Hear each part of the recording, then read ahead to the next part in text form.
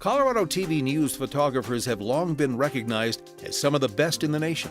Their history goes back to the 1950s, when Denver TV stations went on the air. There was no videotape, so talented and dedicated news film photographers were the source of major news stories on television. Glen Plumleigh started his TV news career at KREX in Grand Junction in 1959. Well, Glen was a Colorado boy, Palisade, Western Slope. A lot of things happened in the studio. He grew up in that environment. While I grew up watching TV, he grew up doing TV. In 1963, Plumleigh moved to Denver, joining KWGN Channel 2 in Denver as a news photographer. Later, he became the assistant news director of the station. He learned his craft, and I think a lot of what he learned was self-taught. He would shoot news in the field. There was a thing called the one-man band. You were the reporter, you were the shooter. Then when you got back to the station, you were expected to write the story, confirm the facts of the story, edit the film or tape that you'd brought back. But we had to process the news film outside of the station. We processed at Channel 4 and Channel 7. One of the things that Glen told me was there are times when you've got to edit in the camera. Shoot as much of this in a sequence that tells a story as you possibly can, because when we get it out of the soup, get it back and can get it on the projector, it may already be our newscast is on and we're going to string this stuff up and run it just the way you shot it. He was the chief photographer in 1970 when KWGN was the first station in Denver to win a National Press Photographers Award.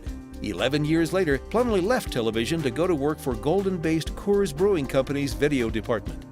He was a writer, he produced, he edited his own material, and even for a decade was the on-camera host of a monthly program.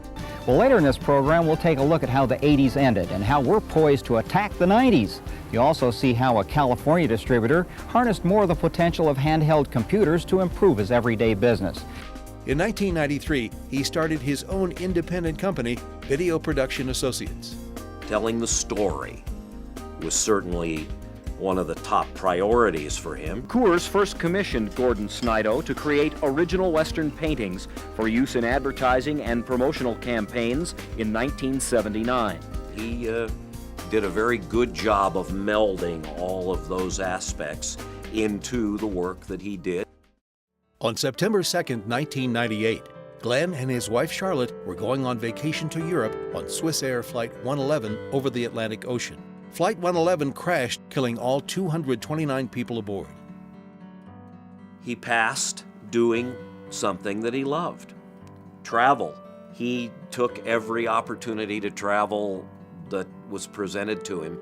He did go from being the person behind the camera and something else, someone else was the material of the story. That time, he became the story. On that day, the Colorado broadcast community and Denver TV viewers lost an award-winning TV news photographer and his wife Charlotte. He never was, for lack of a better term, a glory hound or somebody who needed that kind of reinforcement. He knew that the work that he did was superior. He was proud of what he did and grateful to the people that employed him and gave him the opportunity to do the things that he did. To honor Glen's contributions to Denver television news, the Broadcast Pioneers of Colorado take pride in welcoming Glen Plumleigh into the Broadcast Pioneers of Colorado Hall of Fame.